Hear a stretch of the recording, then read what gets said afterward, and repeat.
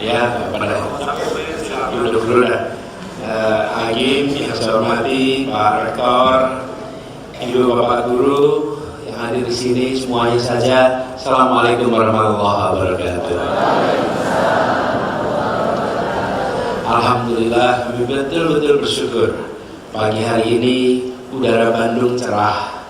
Datang ke daerah ini rasanya seperti memasuki daerah yang penuh berkah. Apalagi ketemunya Agim, Pak Rektor, para guru. Guru itu seperti yang disampaikan, guru itu bercahaya. Guru itu membawa aura tersendiri. Tidak banyak orang yang pekerjaannya berinteraksi dengan orang lain secara konstan, terus-menerus. Karena memang pendidikan intinya adalah interaksi antar manusia. Sekarang aja kita pakai kurikulum, pakai buku, pakai ruang kelas, tapi sebetulnya proses belajar itu sudah ada sejak belum ada kelas, belum ada struktur, tapi interaksi itu kuncinya. Jadi kalau kita bicara tentang pendidikan karakter, eranya era generasi digital seperti kita sekarang ini, maka salah satu tantangannya adalah bagaimana kita mengambil saripatinya dari proses pendidikan. Kalau saya boleh usul, saripatinya adalah interaksi antar manusia. Interaksi itu lalu dibuatkan sistemnya supaya ketika dikerjakan di banyak tempat sama, supaya ketika dikerjakan di waktu yang berbeda hasilnya sama. Tapi sebetulnya intinya pada interaksi. Nah, tantangan kita ini kalau lihat pendidikan karakter di era generasi digital. Karena generasi yang era digital siapa ini? Ya, anaknya abad 21, gurunya abad 20, sekolahnya abad 19. Ya, cara kita ngatur kelas itu ruang kelas abad 19 dan sebelumnya. Ketika orang dididik untuk mengerjakan hal yang sama, karena itu diseragamkan lokasi duduknya, pekerjaan tugasnya diseragamkan. Coba lihat masuk ke ruang kelas abad 21, udah nggak ada lagi yang begini. Karena itu sekolah-sekolah kita harus berani melakukan revolusi di situ. Harus berani revolusi, apalagi sekolah-sekolah yang membawa nama Islam di dalamnya. Harus berani. Dan revolusi ini bukan hanya revolusi gurunya, ya kita tentu harus lakukan, tapi cara mengatur kelasnya aja harus beda. Ayo pernah lihat ya, saya pernah datang ke sebuah sekolah. Sekolah itu kira-kira separuhnya ini ruangannya itu dibagi untuk 4 kelas. 4 kelas, kelas 3, 4, 5, 6. Dibaginya pakai pembagi ruangan? Tidak. Di tengah itu adalah peralatan bersama, kertas, pensil, penulis, semua di situ alat. Oke? Kemudian bergantian, hari ini mungkin kelas 4 di sudut sana, kelas 3 di sudut sini, kelas 5, besok itu udah berubah lagi. Tapi mereka sebagai satu ruangan dan tidak lagi dinilai per orang, sudah dinilainya per kelompok. Sudah tidak lagi kita bicara tentang prestasi pribadi, tapi bicaranya prestasi bersama. Banyak sekali revolusi-revolusi yang dilakukan. Hari ini salah satu tantangan terbesar bagi kita adalah bukan soal meningkatkan kemampuan, karena meningkatkan kemampuan insya Allah itu bisa dilakukan, tapi meningkatkan kemauan untuk belajar, mengadopsi, melihat praktek-praktek terbaik, terobosan-terobosan terbaik. Ini harus kita pelajari. Kalau boleh usul nih, satu saripatinya adalah soal interaksi. Yang kedua, karakter kita. Ini pendidikan karakter. Gurunya harus punya karakter apa? Banyak, tapi yang salah satu kuncinya adalah karakter pembelajar. Kalau gurunya pembelajar, insya Allah anaknya juga bisa jadi pembelajar. Tapi kalau gurunya bukan pembelajar, aduh susah. Gurunya harus selalu merasa saya belajar. Dan saya yakin guru yang datang ke sini adalah guru-guru yang punya semangat pembelajar yang tinggi. Hari Sabtu gitu Sabtu kan bisa santai di mana-mana, malah justru datang ke sini belajar. Ini karakter ini harus dimunculkan terus, dan belajar itu ya yang terstruktur begini. Yang tidak kalah penting adalah mengambil hikmah, ambil hikmah, merefleksikan apa yang dilihat. Tadi saya mencoba membayangkan aja ketika Ayub dari cerita soal singa yang mendatangi ibu yang pernah merawat singa itu ketika masih kecil, ya kira-kira begitu. Lalu ibu itu datang. Apa sih yang menarik? Fenomena itu mungkin terjadi di mana-mana, tapi tidak banyak yang kemudian mengkaji bicara soal guru dan ruh, betul nggak? Itu hikmah. Karena itu usul saya, ambil hikmah di setiap proses pembelajaran itu. Di situ kita bisa jadi pembelajar, dan guru punya kesempatan mengambil hikmah yang luar biasa sekali. Jadi satu adalah interaksi, dua adalah pembelajar. Kalau sudah pembelajar, ini bisa lewat zaman, tidak pernah khawatir. Ibu era digital, banyak teknologi. Bapak banyak teknologi. Ada nggak yang tidak punya HP? Alhamdulillah. Pakai semuanya HP kan? Pakai lah. Dapat infonya juga dari HP. Boleh nggak saya tanya gini? Bisakah guru digantikan dengan teknologi? Siapa yang bilang bisa? Siapa yang bilang tidak bisa? Bisa nggak guru ganti teknologi? Gimana nih? Seru nih? Bener? Iya Pak, udah pekerjaan saya hilang nanti. Terus kerja apa nanti? Izin saya berdiri boleh ya? Enggak, biar bisa lihat agak jauh nih. Ya, Ibu boleh nggak? Bisa nggak guru diganti teknologi?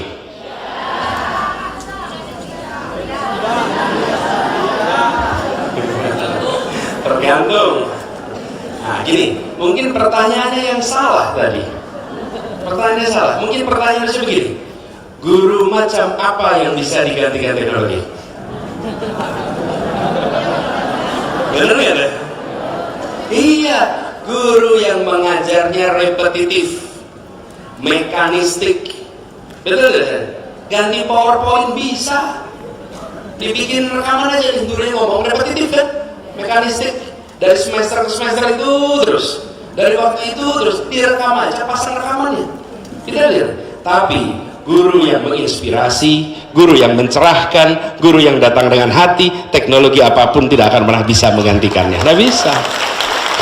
Tuh, kalau bahasanya tadi istilahnya dengan ruhnya, tidak bisa. Jadi, sekarang pertanyaannya, kita termasuk yang mana ya? Kita masuk yang mana nih? Yang rombongan guru yang pertama atau yang kedua? Amin. Amin, amin, amin. Amin. Betul gak tidak ya? Nah sekarang tandanya apa kita masuk yang satu sama yang dua? Halo. Apa nih penandanya kita masuk rombongan yang pertama sama yang kedua? Iya, kreatif, inovatif. Iya, tapi pernah gini, ibu-ibu, bapak-bapak pasti pernah punya guru, bukan? Oke, coba tolong SD, SMP, SMA, kuliah. Kira-kira berapa jumlah gurunya tuh? Banyak. Berapa kira-kira? SD berapa kira-kira? 10 gitu ya, 10 aja. 10. SMP 10 lebih banyak per mata pelajaran kan? Kan guru mapel deh. Sebutlah 15. SMA udah banyak tuh, mungkin lebih ya. SMP bisa 20, SMA bisa mungkin 30, itu udah 50. Tambah SD 10, 60, belum kuliah. Mata kuliahnya banyak. Jadi sebetulnya kita punya 75 guru. Ibu 160, Masya Allah. S3 itu Bu. Tahu apa tadi? Sebetulnya 75. Siapa di antara Bapak Ibu yang ingat 75 nama guru? Ayo, ada yang ingat gak? 75 nama gurunya? Masa gak ingat? Oke, sebutkan 5 nama guru. 1, 2, 3, 4, 5, 6. Tuh, itu angka yang nyebutnya 5. Sebutkan 2 nama guru. Yang bisa katakan 2 nama guru. Yang ingat 2 nama guru. On the spot. 2. Yang tidak ingat sama sekali. Jadi sekalian, penandanya itu gampang loh. Diingat atau tidak oleh anaknya. Coba diingat atau tidak. Guru yang diingat itu seperti apa?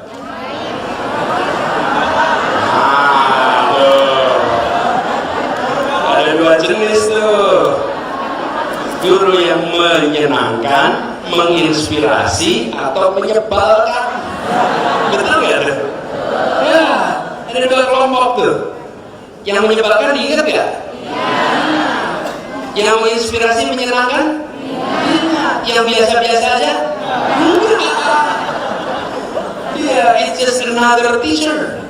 Just one off. Hanya 1 dari puluhan guru. Bahkan ketika disebutkan 5, langsung sebagian disebutkan 5. 5 itu pasti guru yang inspiring, guru yang kreatif, guru yang buat sesuatu yang baru, tapi guru yang biasa-biasa saja. Gitu? Namanya pun nggak terekam di dalam memori guru. Ini guru loh. Ini adalah muridnya para guru, dan murid ini tidak ingat gurunya. Coba loh, Masya Allah. Bayangin yang bukan jadi guru coba. Guru-guru aja tidak ingat gurunya, Bu.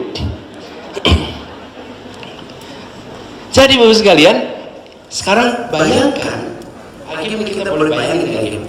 Kira-kira 30 tahun lagi ya, ada obrolan di sini nih. Yang datang adalah murid-muridnya mereka.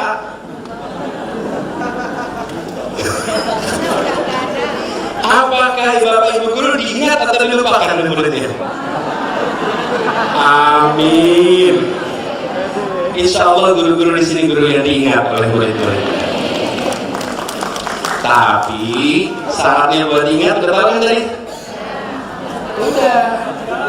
Mau pilih menyebalkan atau menyenangkan? Menyenangkan lah. Menyenangkan, inspiratif, tidak bisa digantikan dengan teknologi. Tidak bisa gantikan teknologi. Jadi ibu semuanya, kalau ibu bapak sekarang melihat apa yang sedang kita kerjakan, jawab pertanyaan-pertanyaan mendasar itu. Pertanyaan mendasar sekali, yang tidak perlu kuliah rumit-rumit. Apakah saya datang ke kelas dengan kebaruan tiap hari? Apakah saya datang ke kelas meninggalkan bekas tiap hari? Apa sesuatu yang baru yang saya harus lakukan terus-menerus? Oh Ibu, kalau kita lakukan itu, anak-anak pun akan menjadi anak yang kreatif, inovatif. Kenapa? Karena guru-gurunya merangsang kebaruan terus. Kenapa sih kita kalau gambar itu selalu gunung dan matahari di tengah? Iya, karena kita segalanya serba baik dan benar. Ibu, Bapak, orang kreatif itu tidak harus baik dan benar. Kreatif itu penuh pelanggaran, Bapak Ibu. Iya. Ini saya lagi pakai baju batik tradisional. Ini tradisi bukan? Tradisional bukan? Baju tradisional bukan ini? Benar? Yakin? Yakin? Ayo ingat-ingat. Adakah laki-laki tradisional menggunakan pakaian bergambar? Baju laki-laki di Indonesia polos.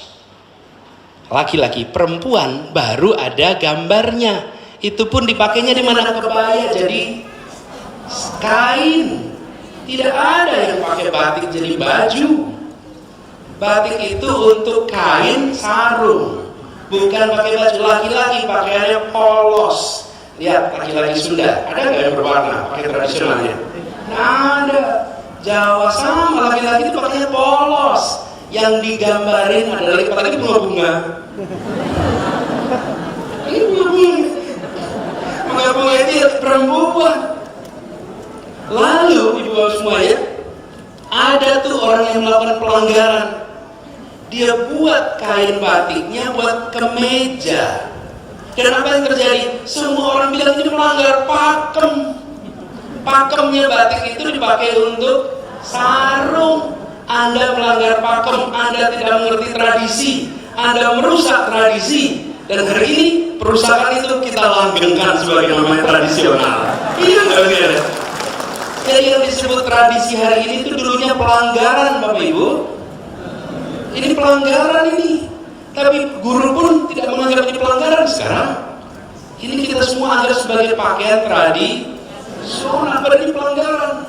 Anak-anak kita kalau tidak dilatih dalam tanda kutip nih kreatif, dia akan monoton terus. Baju kita acara begini hitam semuanya, itu loh polos semua, tidak ada baju batik yang macam-macam.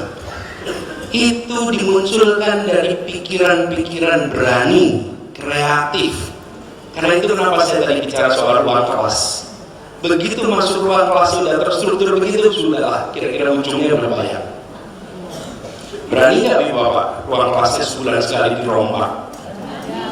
Berani, duduknya dirombak, pindah-pindah, ngatur kelasnya. Yuk seminggu nggak usah pakai meja, nggak usah pakai kursi, keluar semua. Kerjainnya di lantai. Aduh nggak ngerti aturan, nggak ada urusan aturan. Kebayang loh sekalian. Setiap guru pembelajar kreatif inovatif, dia tak memikirkan terlalu rumit soal fasilitas. Fasilitas apapun dia bisa ubah menjadi tempat untuk pembelajaran yang penuh dengan kebaruan, penuh dengan inovasi. Jadi, Ibu Bapak bawa kertas nggak nih? Bawa. Saya kasih tugas nulis boleh? Boleh. Guru ya? Bu, tulis dulu. Siap-siap ya. Ini matematika. Guru kok? Guru. Guru kasih matematika harus siap dong. Matematika ya, guru ngaji ya. Matematika yang jaya benar. Gini, Ibu, saya mau coba gini. Pertanyaannya sederhana sekali, tapi tolong jangan tengok kanan kiri ya. Ini guru gitu loh. 8 kali 7 sama dengan, tidak usah disebutkan, tulis jawabnya. 8 kali 7 sama dengan, udah? Jangan izinkan kanan kiri nengok ya. Yang kedua, tuliskan 2 kalimat yang berirama. Write 2 lines that rhymes. Oke? Tuliskan 2 kalimat yang berirama, atau bahasa kita berpantun. 2 kalimat berpantun.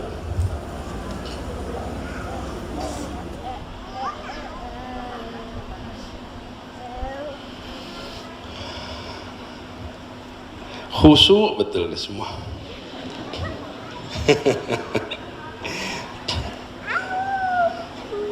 Ini kelihatan ininya, eranya nih. Ada yang pakai kertas, ada yang pakai HP. Oke.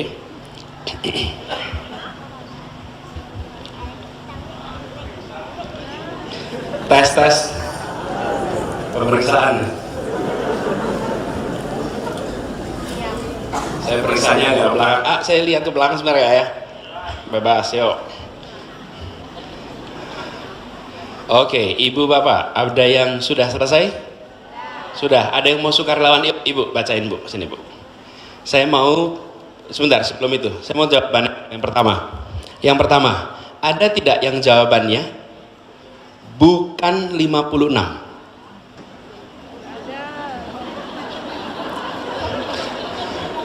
Ada enggak? Bukan 56. Anda itu Masya Allah. Benar, bukan 56. Berapa? Oh, 7 kali 8 sama dengan? Yaitu? Oh, nggak ada hasilnya. Nah, itu namanya bercermin, Pak. Jadi kalau misalnya dikali beneran kasih sama dengan berapa hasilnya? Tetap 56 ya? Alhamdulillah. Iya, kalau bukan saya bingung nanti. Benar 56 ya, tetap ya? Ada nggak yang tidak 56? Oh ada juga, Masya Allah. Ya, Ibu berapa Bu?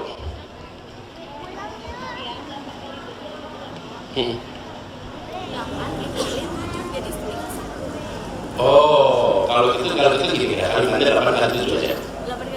56 tetap ya, alhamdulillah. Ini Ibu guru bahasa Indonesia yang benar. Jadi 8 dikali 7, harusnya 8 kali 7. Udah D-nya dihapus sudah. 15 semua ya, alhamdulillah, syukur. Pendidikan Bandung benar. Oh ada beda juga Ibu, enggak. Gimana Bu?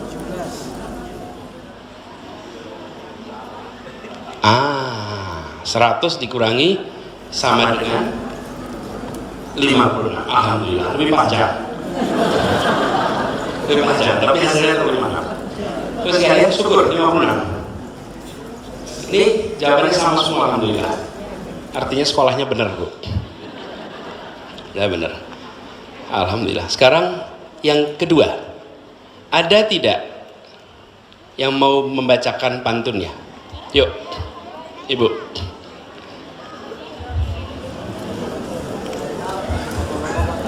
Di sini bersemi rindu yang kau semai belum sewindu. Di sini bersemi rindu yang belum kau semai sewindu. Lama bener Bu ya. Persemaiannya Ibu puasa panjang nih.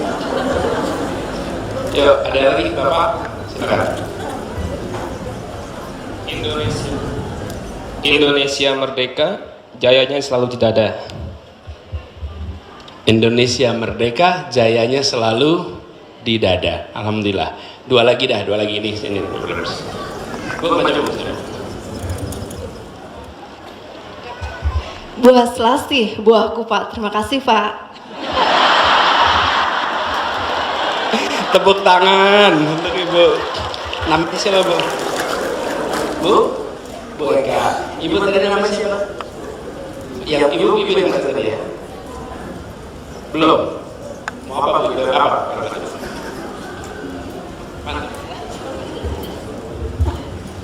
Buah manggis, buah delima, Pak Anies guru istimewa. Aduh, terbang.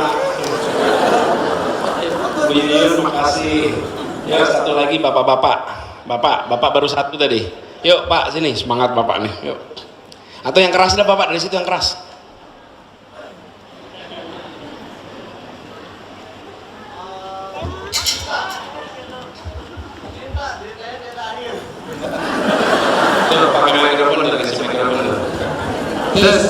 Cinta deritanya tidak akhir.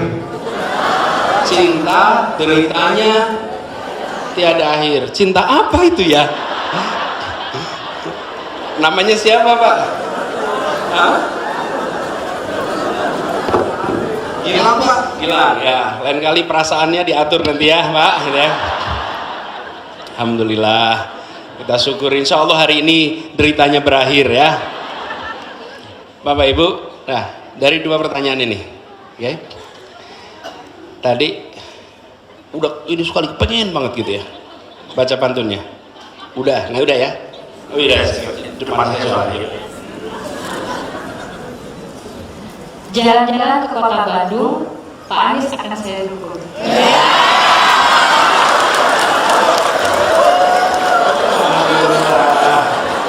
Alhamdulillah. Untung kampanye tahun lalu tuh. Udah selesai. Ya, nanti dah putaran-putaran berikutnya ya. Jadi ibu semuanya gini sekarang. Ini dari pertanyaan tadi nih. Ini tadi kita sedang sama-sama belajar nih. 5 kali 6 sama dengan maaf. 8 kali 7 sama dengan 56. Jawab Ibu, namanya siapa tadi Bu? Ibu Kokom, Ibu Yuyun tadi. Ada tidak yang menjawabnya sama persis? Ada tidak yang sama persis? Kata-katanya sama persis dari yang tadi diucapkan?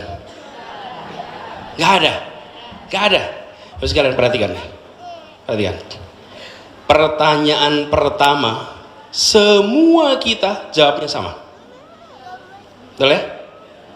Jadi Bapak sekalian, pertanyaan pertama, semua kita jawabnya sama, semuanya 56. Pertanyaan kedua, orang di sebelah kita pun jawabnya beda.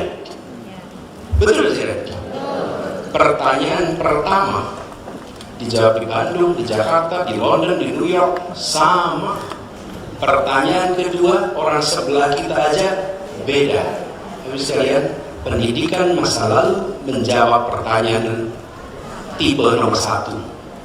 Yang hebat adalah yang jawabannya paling sama. Oke? Paling sama. Bapak Ibu dikasih buku suruh belajar diuji, yang nilainya tinggi yang bagaimana? Yang paling banyak samanya dengan buku yang dipelajarin. Betul tidak Bapak? That's the past. Itu masa lalu. Itu masa lalu. Bapak Ibu didik anak-anak dengan seperti itu, hari ini mereka puas, masa depan mereka menyesali pendidikan yang dilakukan hari ini. Karena mereka kemudian ketika dikasih pertanyaan kedua tidak bisa jawab. Masa depan pertanyaannya pertanyaan kreatif. Kalau ada yang muncul dengan jawaban berakit-rakit ke hulu, berenang-renang kemudian, ini bukan kreasi, ini imitasi. Okay? Pantun kita di sekolah-sekolah adalah pantun imitasi. Kita beri buku pantun, kita minta anak menghafal pantun. Betul sih? Itu baru contoh pantun. Saya berikan gambar, gunung dan lain-lain. Sama persis. Karena itu Bapak sekalian, pertanyaan kedua inilah yang menentukan posisi Indonesia dan umat Islam di masa depan. Saya ulang, pertanyaan jenis kedua inilah yang menentukan posisi umat Islam dan bangsa Indonesia di masa depan. Bila sekolah-sekolah kita mendidik dengan pertanyaan jenis kedua, insya Allah anak-anak kita jadi pemenang di masa depan. Tapi jika kita mendidik anak-anak kita dengan jenis pertanyaan pertama, oke? Ini Bapak sekalian, pinjam Bu, HP ini. Membuat HP ini diperlukan orang-orang yang bisa menjawab jenis pertanyaan nomor 1. Betul? Matematika, fisika, dan lain-lain. Tetapi yang membuat isi HP ini dan membuat HP ini produktif yang jenis mana? Dua. Kita tidak berarti menghilangkan jenis pertanyaan pertama. Ini hanya analogi ya Bapak Ibu ya. Itu harus ada. Tetapi yang kita hilang di Indonesia itu yang jenis keduanya. Yang pertamanya bukan dihapuskan, nanti gak ada hafalan lagi, gak ada matematika, tidak, sama sekali tidak.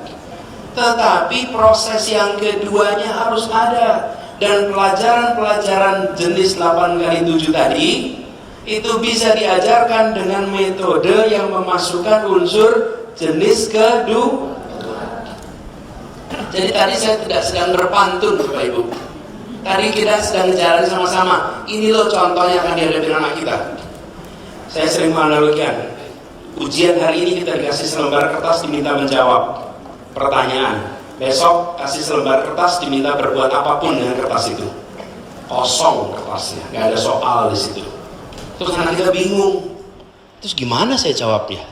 Jadi Bapak Ibu sekalian saya hormati, inilah kira-kira bicara ke depan unsur kreativitas, unsur kemampuan berpikir outside the box itu harus didorong. Mulainya dari siapa? Gurunya. Gurunya jangan box, jangan masuk dalam kotak. Gurunya harus mampu membebaskan, lihat ruang kelas dengan perspektif berbeda, lihat buku dengan perspektif berbeda, lihat alat tulis dengan perspektif berbeda. Lihat seperti Bapak Ibu ini orang asing.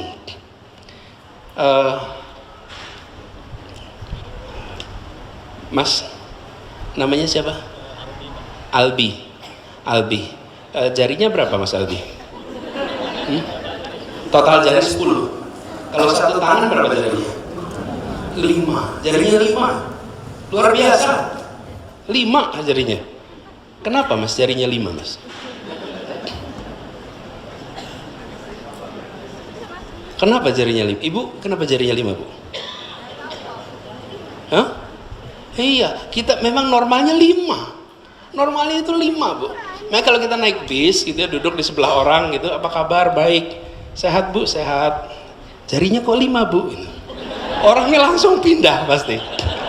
Ini sebelah saya berobat jalan ini kelihatan ini.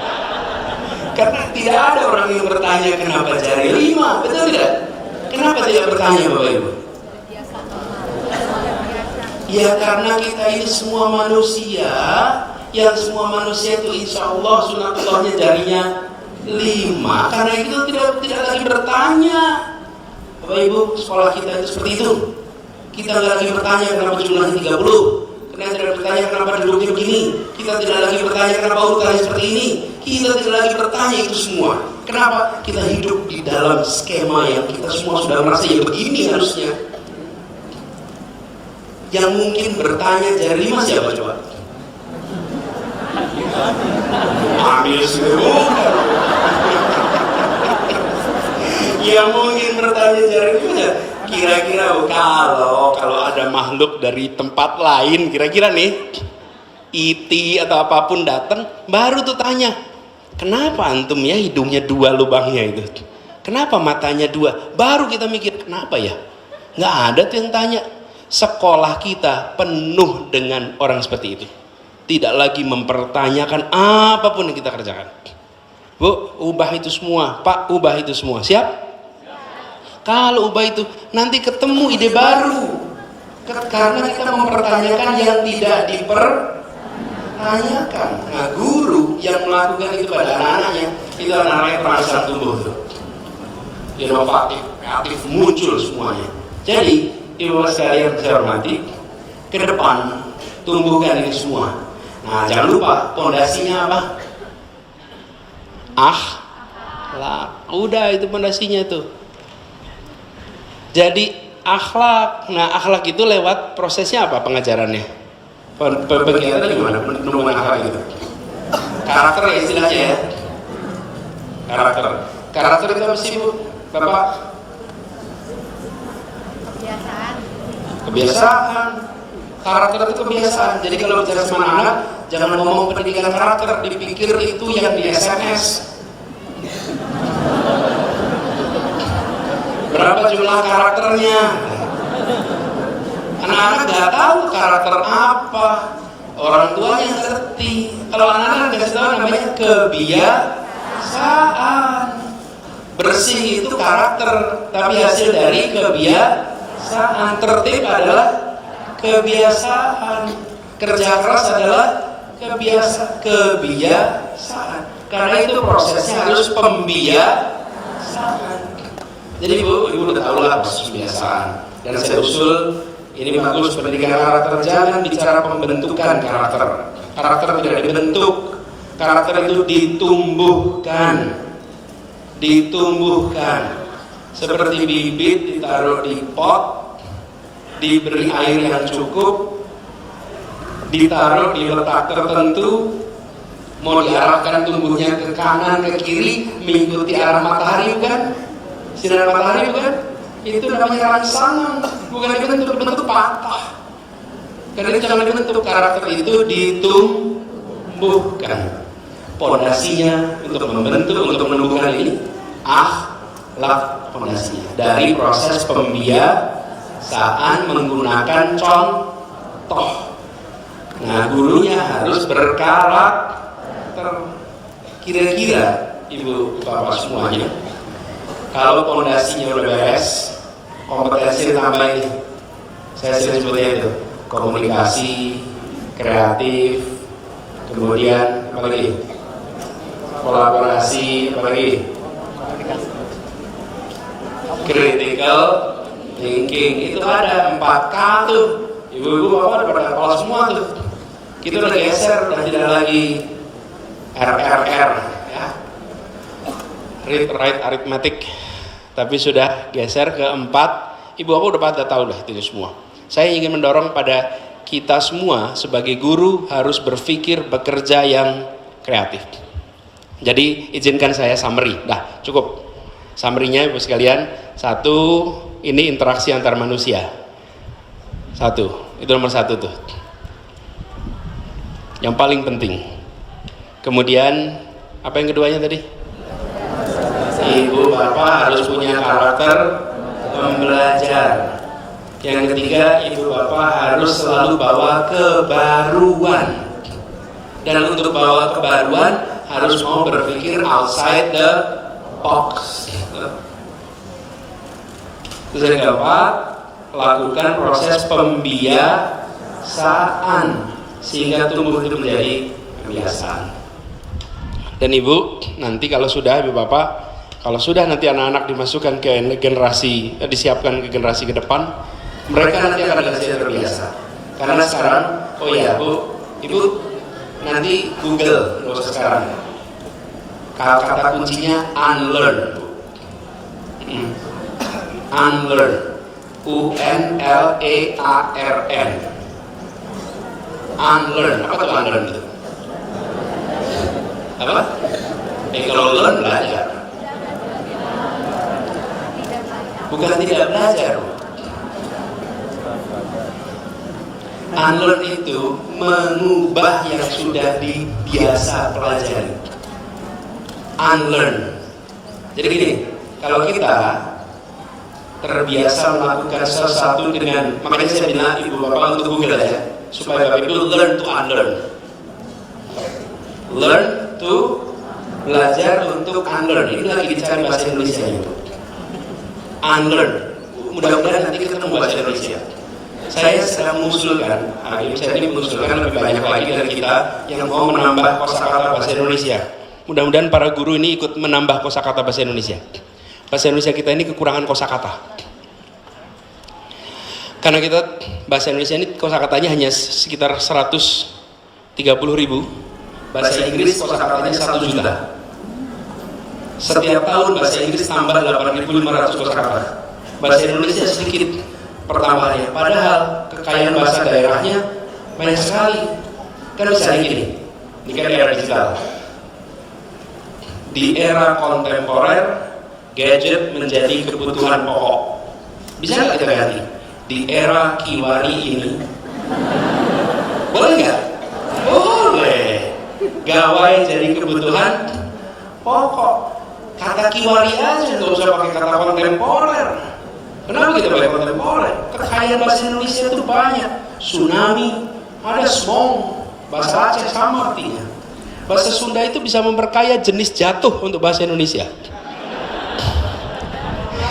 Berapa jenis jatuh? Ada 15 jenis jatuh dalam bahasa Sunda, betul nggak? Bahasa Indonesia cuma punya 1 jatuh aja. Ini pelanggaran apa? Disoledan.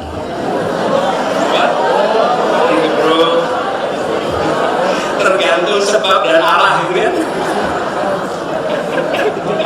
Tapi saya sih mengusulkan, misalkan anak-anak tuh dirangsang untuk berani tuh. Bu, jangan baik dan benar saja. Itu yang membuat bahasa kita nggak tumbuh berkembang. Bener gara-gara baik dan benar. Langgar. Langgarnya apa? Ambil bahasa daerah, itu cara pelanggarannya. Jadi sekalian saya hormati, bawalah kebaruan itu. Insya Allah nanti anak-anak kita akan benar-benar menjadi pemenang di era digital ini. Sampai situ aja ya, makasih.